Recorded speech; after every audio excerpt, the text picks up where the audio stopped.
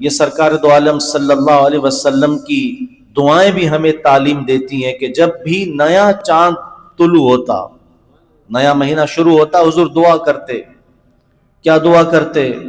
آپ دعا فرماتے کہ یا اللہ اس چاند کو ہمارے لیے خیر اور برکت والا بنا دے، سلامتی والا بنا دے.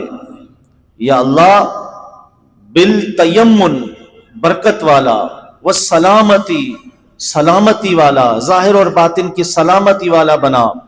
والایمان اور ہمیں ایمان کی پختگی اس میں عطا فرما. والاسلام اور فرما برداری نصیب فرما. میرے آقا صلی اللہ علیہ وسلم کمال درجے کے ایمان پر تھے. نبی کا جو ایمان ہے اس پر کوئی نہیں پہنچ سکتا، لیکن پھر بھی آپ یہ دعا کرتے تاکہ امت کو تعلیم ملے.